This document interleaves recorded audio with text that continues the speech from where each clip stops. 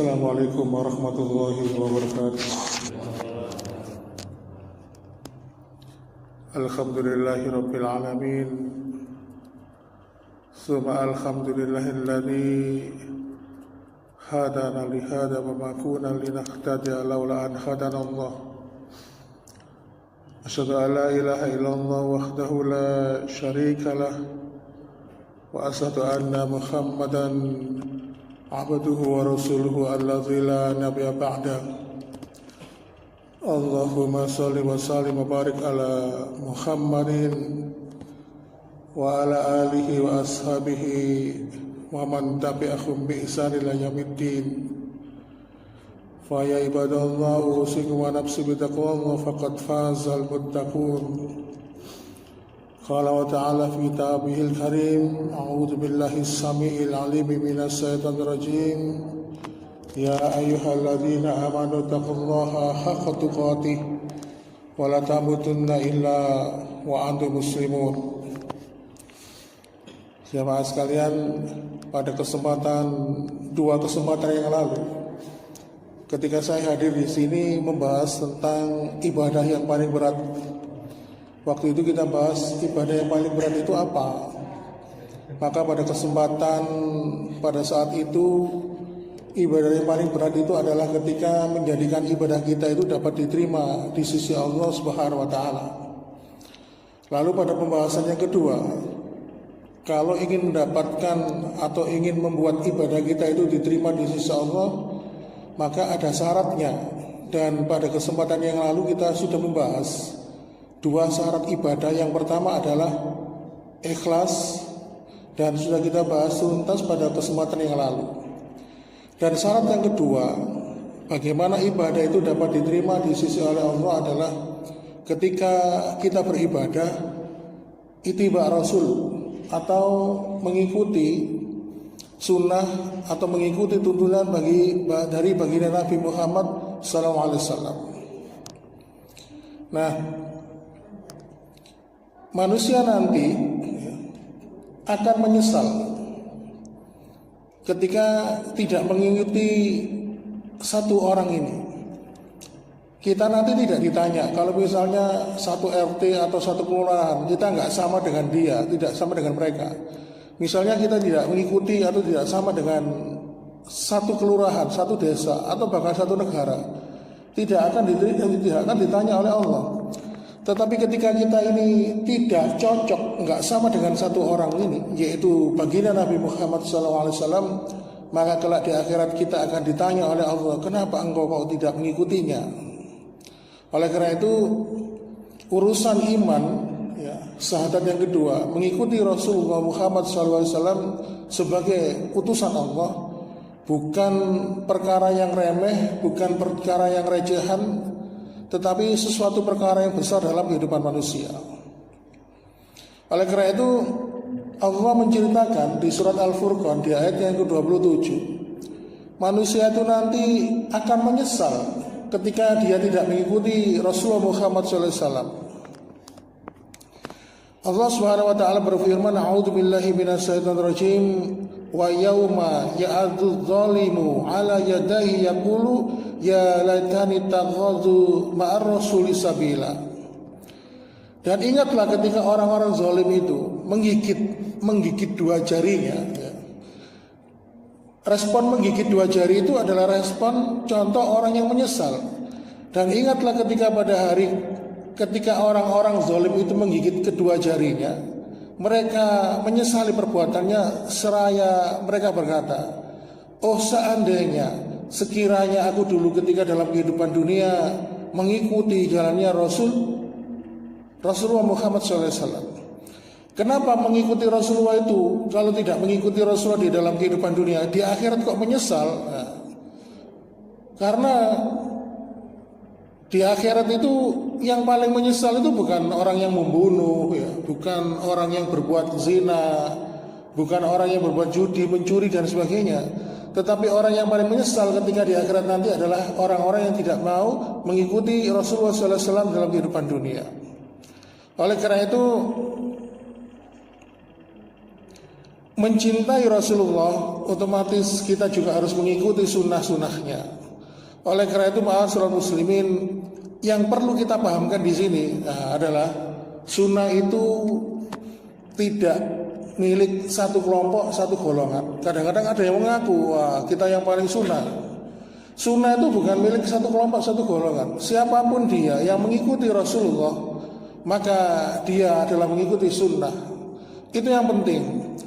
Oleh karena itu, sunnah ini di sini adalah lebih diberatkan pada bagaimana tata cara ibadah itu. Dan sunnah ini sering disalahpahamkan. Kebanyakan dari kita itu memahaminya secara fikih. Maksudnya gimana? Ketika melaksanakan atau melakukan ibadah itu hukumnya berpahala. Kalau tidak melakukan maka tidak berdosa. Padahal itu menurut fikih. Padahal kalau sunnah menurut akidah adalah segala sesuatu yang aslinya dari Nabi, yang datang dari Nabi, baik itu perbuatan, baik itu ucapan, dan berupa ketetapan beliau. Makanya sunnah itu ada yang wajib. Nah, sunnah itu ada yang wajib. Misalnya sholat itu termasuk sunnah apa enggak? Sholat itu sunnah apa enggak, Pak? Sholat itu sunnah apa enggak? Sholat itu sunnah karena niru Rasul, tapi hukumnya wajib ya, harus ya. Jadi sunnah itu ada yang wajib ya. Contoh misalnya kalau kita berpuasa di bulan Ramadan itu sunnah karena apa?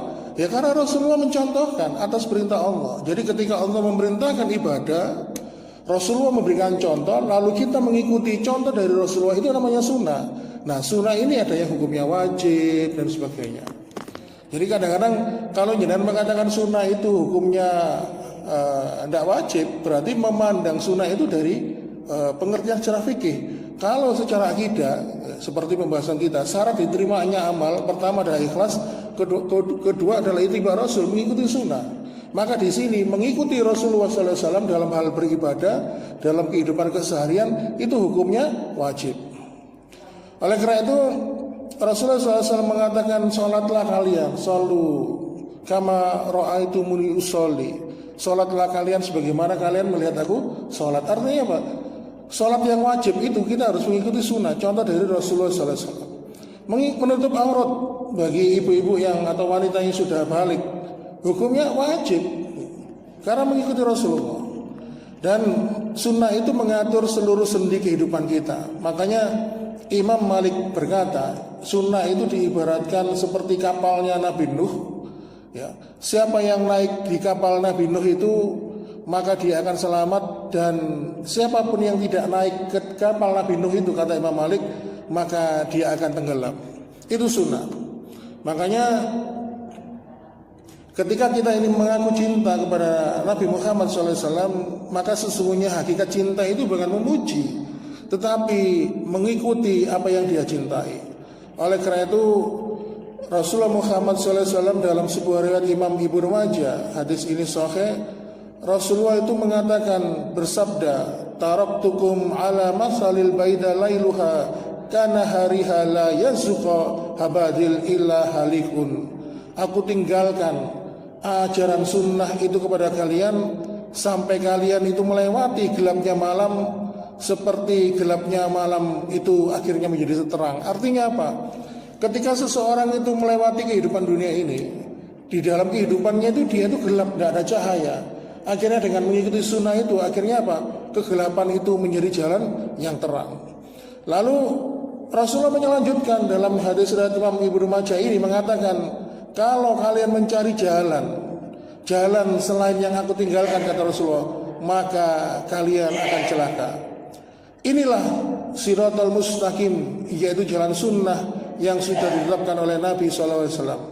Oleh karena itu, seorang sahabat yang bernama Abdullah bin Mas'ud ketika mengomentari hadis ini, Abdullah bin Mas'ud mengatakan, siratal mustaqim adalah jalan yang lurus yang ditinggalkan oleh Rasulullah Muhammad SAW. Jadi jalan yang lurus itu adalah dengan mengikuti sunnah, mengatur semua lini kehidupan manusia, semuanya diatur, tidak ada yang tertinggal. Maka siapapun dia yang meninggalkan sunnah, maka akan diikuti oleh makarnya Allah.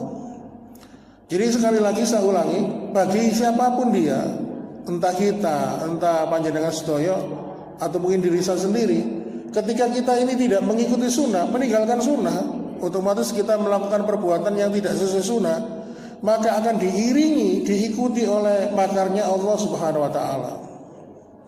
Sebagaimana ketika Allah Subhanahu wa taala berfirman di surat An-Nur di ayat ke-63. Surat An-Nur ayat 63 ini panjang, tetapi ada penggalan ayat mengatakan falyadharil ladzina yukhalifuna an amrihi an tusibbahum fitnatun aw yusibbahum azabun alim. Maka hendaklah orang-orang yang menyalahi perintah Rasulnya takut akan mendapatkan cobaan atau ditimpa azab yang pedih. Itulah ma'asyiral muslimin jamaah sekalian, itulah sunnah, mengatur semua lini kehidupan lengkap, detail, dan tidak ada yang tertinggal. Sampai urusan kencing pun diatur oleh sunnah. Bagaimana kita memotong kuku, ya? Memotong kuku itu sunnahnya bagaimana? Kemudian hari apa yang dianjurkan untuk memotong kuku? Contoh misalnya ketika akan berangkat sholat Jumat, diatur, disunahkan memotong kuku. Kemudian sampai urusan bersin pun diatur, bagaimana cara bersin yang baik, mendoakan orang yang baik, kalimat doa apa yang diucapkan. Dan kemudian bagaimana ketika kita mendoakan orang bersin, orang yang bersinnya berapa kali yang yang didoakan. Kalau dia bersin sampai 3 kali didoakan, kalau lebih dari 3 kali ya tidak didoakan. Karena apa? Flu. Nah, lalu bagaimana kalau orang kafir itu bersin? Sunnah juga mengatur. Maka dengan kalimat yahdikumullah. Kenapa? Karena doa yang mengandung kata yarhamukallah adalah doa mohon supaya diberikan rahmat. Sedangkan orang-orang kafir tidak mendapatkan rahmat dari Allah Subhanahu wa taala. Karena apa? Dulu itu pernah ada seorang Yahudi ya, pura-pura bersin di sebelahnya Rasulullah SAW. Lalu kemudian Nabi mengatakan yahdikumullah. Kenapa? Salah satu ulama besar yaitu Syekh Utsaimin menerangkan bahwa rahmat Allah tidak berlaku bagi orang-orang kafir, tetapi petunjuk Allah berlaku bagi setiap orang, baik dia itu orang kafir maupun orang beriman, orang mukmin. Oleh karena itu ma'asyiral muslimin wa sumratal mukminin rahimakumullah, inilah sunnah. Maka ketika kita ini beribadah dengan landasan ikhlas kepada Allah, mengharapkan balasan dari Allah, kemudian dilengkapi dengan mengikuti sunnah, mengikuti tuntunan dari Rasulullah SAW, maka 2 syarat inilah yang menjadikan amal ibadah itu dapat diterima oleh Allah Subhanahu wa taala. Jadi dalam kesempatan ini marilah kita senantiasa mengikuti Rasulullah SAW dalam setiap kesehariannya. Kita mengikuti beliau, bagaimana cara beliau makan, bagaimana cara beliau menjaga kesehatan, ya, bagaimana cara beliau ini beribadah kepada Allah, bagaimana cara beliau ini berdoa, semuanya kita ikuti. Karena kalau kita mengikuti sunnah Rasulullah SAW, maka di satu sisi kita akan mendapatkan pahala. Pasti Allah menjadikan salah satu syarat diterimanya amal adalah dengan mengikuti sunnah, yaitu dan juga melakukan ibadah itu dengan ikhlas. Maka demikian yang dapat kami sampaikan, mudah-mudahan bermanfaat. Mohon maaf bila ada kekurangan, saya akhiri. Wassalamualaikum warahmatullahi wabarakatuh.